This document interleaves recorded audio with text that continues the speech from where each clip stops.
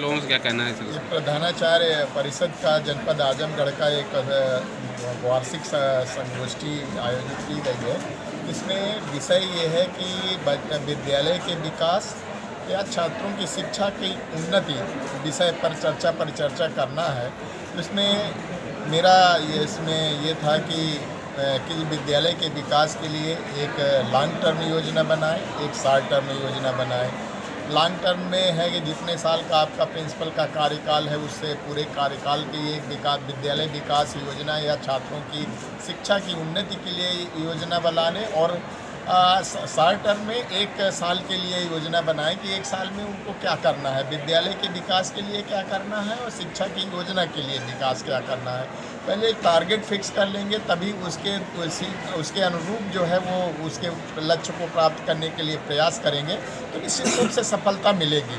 और सभी हमारे प्रधानाचार्यों ने आश्वस्त किया है कि हम विद्यालय के विकास के लिए और शिक्षा की उन्नति के लिए पूरे मनोयोग से, पूरी अपनी जो क्षमता से उस लक्ष्य को पाने की को प्रयास करेंगे।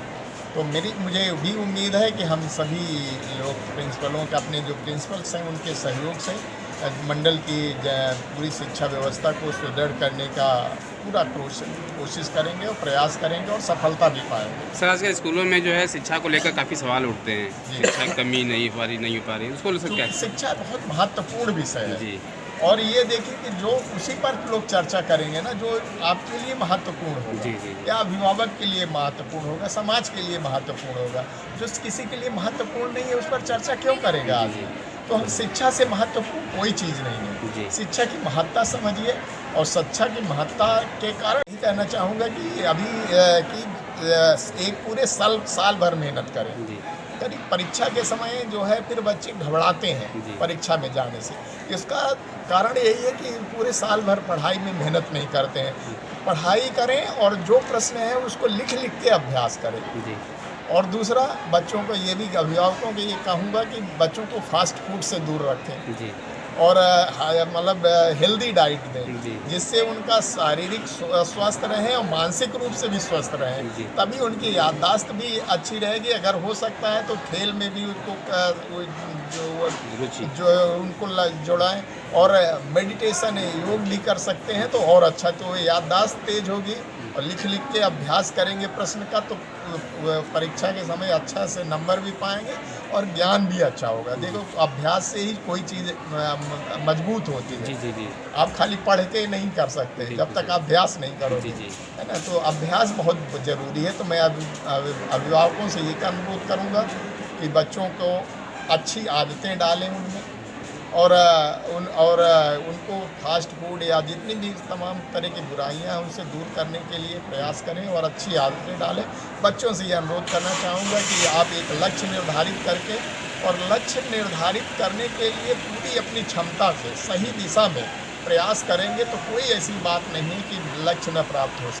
कहा कि अब 12वीं फेल, अगर आपने फिल्म देखी हो तो कैसे, मतलब एक जो आदमी इंटर में फेल हो जाता है या 3rd डिवीज़न पास होता है, वो देश की सर्वोच्च परीक्षा पास करके होता है। तो वो क्या उनका लगन है, मेहनत है, जुनून है ना? तो मैं ये भी कहूँगा कि बच्चों से भी, और कि नकल की तरफ उन्मुख ना हो, नकल से दूर रहें।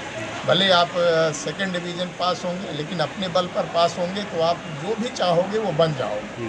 और नकल करके पास होगे तो डिग्री लेके घूमोगे, कुछ आपको मिलना नहीं है। तो अपना अगर भविष्य उज्जवल करना है तो हमें इस सामाजिक बुराई से दूर रहना, तभी हम लोग अपने लक्ष्य को प्राप्त कर पाएंगे। Thank you sir. बात की गई है बच्चों के शिक्षण का कैसे उन्नयन हो सकता है, उस पर बात की गई है, और भी कई मुद्दों पे हम लोगों ने चर्चा किया है। सबसे बड़ी दिक्कत ये रही है आजकल कि प्रधानाचार्य, दोनों प्रबंधक और जेडी प्रशासन के बीच की कड़ी है।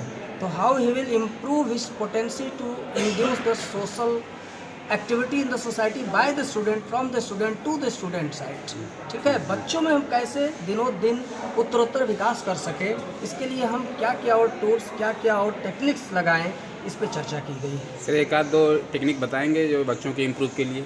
हाँ, जैसे बच्चों में अभी त्रैमासिक जो परीक्षाएं हो रही हैं, पहले सीबीएसई स्कूल्स में तो होता था यूनिट 1, यूनिट 2, CC1, CC2 होता था, और फिर जैसे ऐसे समेटिव 1, समेटिव 2 होता था, FA1, FA2, FA3, FA4 होता था। लेकिन ये यूपी बोर्ड के विद्यालयों में अभी तक अंगीकृत नहीं था। अब यह इसमें हम लोगों ने इसको अडॉप्ट किया है, तो इसमें कैसे हम फॉर्मेटिव असेसमेंट करके बच्चों का मूल्यांकन करें और उनमें उत्तरोत्तर विकास करें, दिनों दिन कैसे विकास करता है, क्योंकि केवल क्लास की पढ़ाई मात्र से बच्चों का संपूर्ण विकास नहीं हो सकता है। हम कंप्लीट पर्सनालिटी डेवलपमेंट की बात करते हैं, मतलब through out development of the students, complete बच्चों का विकास हो, इस पे हम बात करते हैं और इन्हीं सब चीज़ों पे अभी वार्ताएं हुई हैं। सर स्कूलों में